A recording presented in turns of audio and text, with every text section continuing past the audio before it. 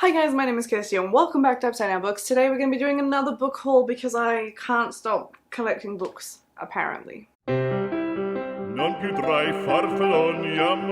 So I like to think that this is more a reflection of me expanding the scope and diversity of my TBR than my inability to not buy books. But we all know it's because I just can't stop buying books. So in June, lots of stuff happens and I found and discovered all these new books that were worth reading, and specifically a lot of Black authors that were worth supporting. So this book haul is very much so going to be representing the outcome of all these purchasing decisions because of everything that's been going on Instagram and other places too, but predominantly all of the recommendations that I have discovered through Instagram. If you don't follow me on Instagram, I am OzBooksNow, and I have created a highlights reel on my page that you can look at where I have collected all of the recommendations that were just coming out in droves when the movement really first took off. So if you're looking for any recommendations to add to your own TBR that are diverse, with quite a heavy emphasis on Black characters and Black authors, then that is definitely a place to go to have a look at some of the great books that are out there, and I'm just really excited with the ones that I have chosen to purchase. I did actually buy 10 new books, but so far only 6 have arrived. Frustratingly, given that some of these books simply aren't as mainstream as a lot of white authors' books are. As we all know, getting stock in has been difficult, but with any luck I will have even more to show you in coming book hauls. But let us just dive right into it. We are going to start with the audiobooks because I literally will forget if I don't do audiobooks first, and we know this. Now, in June, I returned another audiobook. I seem to be going through a phase where I'm just reading audiobooks that I'm not loving. So I was really excited to read Scarlet, didn't love it, so I've returned it. As the same as last book haul, I will have 2 audiobooks to haul for you today because one with my subscription and one that I've replaced Scarlet with. So the 2 audiobooks that I got in June was Trevor Noah's Born a Crime, which I'm already halfway through, and oh my goodness, this is amazing. I've just sort of stopped pretending that I want to listen to anything but memoirs on via audiobooks now, so I have actually bought quite a few memoirs, as you're going to see with my next haul as well. But yes, Trevor Noah's memoirs are something that's been on my radar, and it's something that a lot of people are talking about at the moment. It's obviously incredibly topical and it is just absolutely eye-opening to read, but one of my best friends over in New Zealand, Sarah, has recommended that I read the actual audiobook for this because comedians always do such a fantastic job of narrating their own memoirs. So this is absolutely brilliant. It's actually not a particularly long book, but I just don't really want it to end. It's one of those books where whenever I could possibly have a moment to read it, I am. I'm not putting it off, I'm just so keen to get through it. I'm really enjoying it. So this is really brilliant. It is Trevor's story about his life growing up in South Africa with his family and sort of how that works and all of the trials and difficulties and everything that came with being like a mixed coloured child in South Africa during that time. So this is really interesting, and would definitely recommend that you get your hands on a copy of this because it is just brilliantly done. So the second audiobook that I got was Stephen Fry's 3rd and final installment in his memoirs trilogy called More Fool Me, and I'm so excited. I actually physically read the first book in this set of memoirs, but I've since discovered my love of Stephen Fry, and if you want to hear more about my love of Stephen Fry, then you can go and check out my audiobooks recommendation video because I just love Stephen Fry. So I have committed to listening to the rest of his memoirs.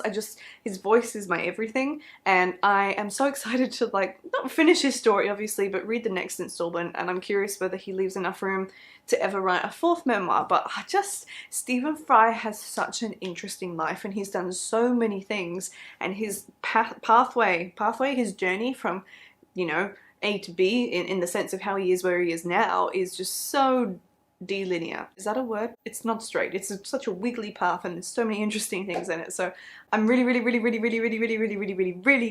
looking forward to reading this. So those are the 2 audiobooks, so let's move on to my physical haul. I'm very excited. We will start with the first book, which was actually a birthday present, a late birthday present from one of my best friends in the whole wide world, and that is The Loop by Ben Oliver. I'm so excited. This is actually a new release from 2020. So the fascinating premise that goes with this book is that the Loop, or this prison is controlled by artificial intelligence, and it is basically this sort of death row for teenagers who have committed some sort of crime, and they are obviously slated to be executed, but they can delay this by 6 months if they volunteer to participate in experiments, so scientific experiments, medical stuff, you name it. So obviously there's a lot of that's such an interesting, already just such an interesting motivation to to kind of be like, we're going to kill you, but if you want to live for 6 more months, then you can subject yourself to something that could be quite harmful to you. But then there's rumors of a war going on outside of the prison. Now, honestly, I'm not entirely sure exactly how the plot's going to go down after that point, because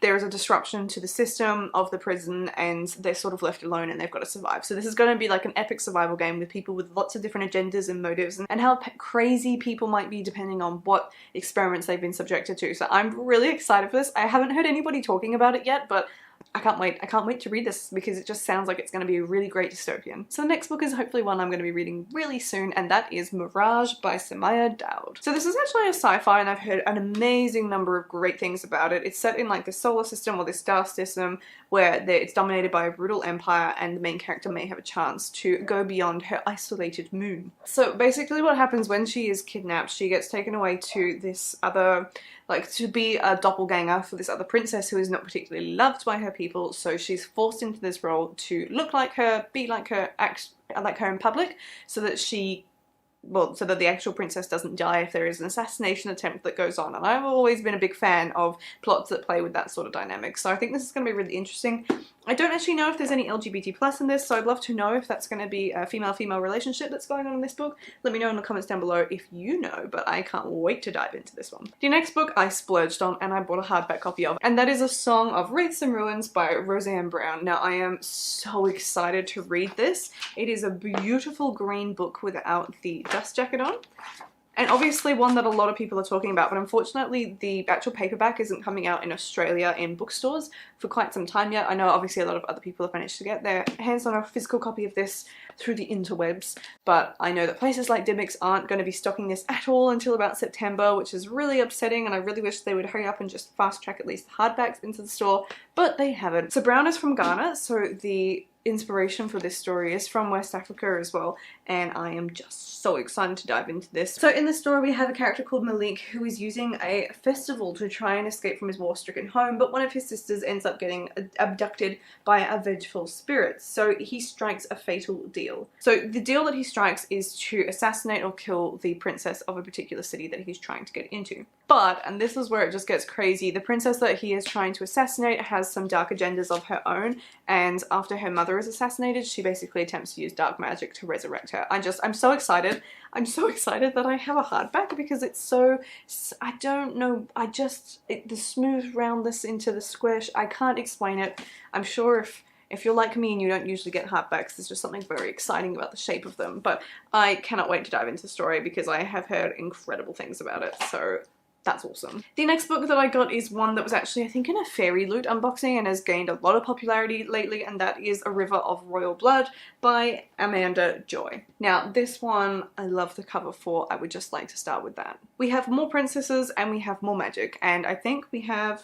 Is it two sisters? It may not be two sisters. Yeah, it is two sisters. Okay, so this is basically a battle for the throne, and there's a lot of dark forces at play that are going to challenge even the main character in this one for her ascent to the Ivory Throne. I just think that this sounds like there's going to be some great dark magic at play, as well as a rivalry between sisters is just always delicious. So I am so super excited for this, and again, loads of people are loving this one over on Instagram, so I'm super excited to dive in. The next book is actually a book I bought about 2 or 3 months ago, and it's because I really wanted to get a physical copy of it, and unsurprisingly it's a Colleen Houck book, and that is Reignited. So this is a novella. It's a really teeny weeny little book, and it's part of the Reawakens trilogy. I've had the ebook for a while, but I had it on my old e-reader, so when I swapped over to the Kindle I lost it, and I just wasn't reading it as an ebook, so I decided to try and get my hands on a copy of the physical novella, which was actually a little bit pricey and difficult to do, but I'm really excited to have that, so this will be great to dive into at some point. The next book, I'm super stoked that I heard about it because I've actually only seen it pictured a couple times on Instagram, so I feel lucky that I noticed it and have managed to get my hands on a copy of it, and it is The Daughters of Nuri by Rennie K. Meyer, and this just sounds amazing, and the cover guys, can we appreciate how stunning this cover is? It is also a thick boy, and I am so excited about that, and it's floppy. There's just so many things to love about this book without even knowing the story. So the opening line to the blurb for this book says, "A gruesome war results in the old god's departure from Earth."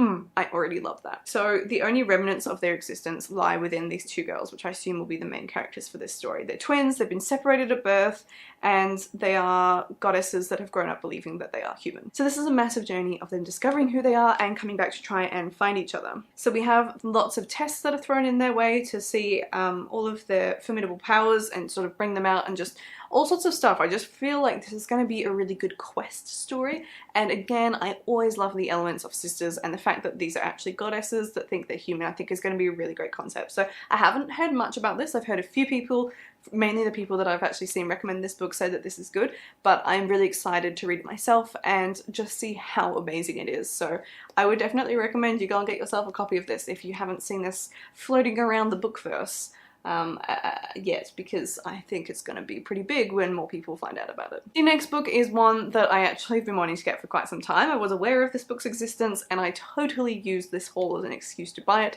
and that is The Good Luck Girls by Charlotte Nicole Davis. Now this is historical fiction, but it is alternate historical fiction. So The Good Luck Girls has been slated as Westworld meets The Handmaid's Tale, and I won't lie, that was an opening line that I simply could not resist. I thought that this was historical fiction, but I can't find anything in the blurb that actually indicates that it is. But in any case, the premise to this one is that we've got 5 different characters, 1, 2, 3, 4, 5.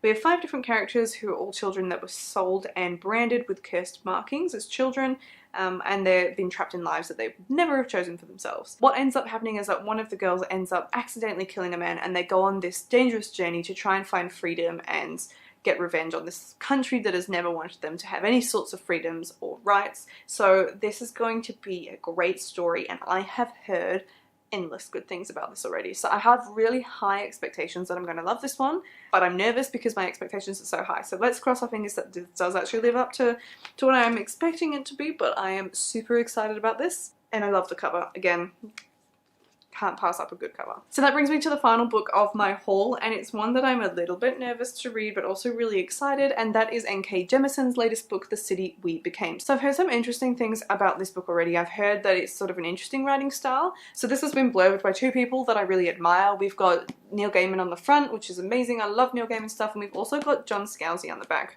which is really exciting. So that honestly has comforted me and encouraged me to give this a go, because I have read one of N.K. Jemisin's other books before and I didn't super duper duper duper love it, so I've been a bit hesitant to pick up any of her 5th season books, but I have heard some good things about this. But I've also heard recommendations that it's one to just persevere with until you sort of fall into the rhythm of the story. So I'm hoping that I will click with this one and really enjoy it, because it is quite a large book as well. I do really like the concept of this book. It's following the idea that every city has a soul, and the idea that New York City has 5, and all of the sort of shenanigans that come from that. So if anyone could write a book that sounds that wild and wacky, then I do believe that Jemisin is the one. But yeah, I'm nervous and excited all at once. But that brings me to the end of a... Yeah, okay, fair. So that brings me to the end of a relatively large book haul, unexpectedly big for June considering just how many books that I got in May for my birthday, but I'm really excited to read all of these, so I will be itching to pick them up very soon. But I'd love to know if you have any of these on your TBR. If you have any recommendations for me based on these ones, I'd really love to know that, so let me know in the comments down below. But other than that, I will see you in my next video. Goodbye.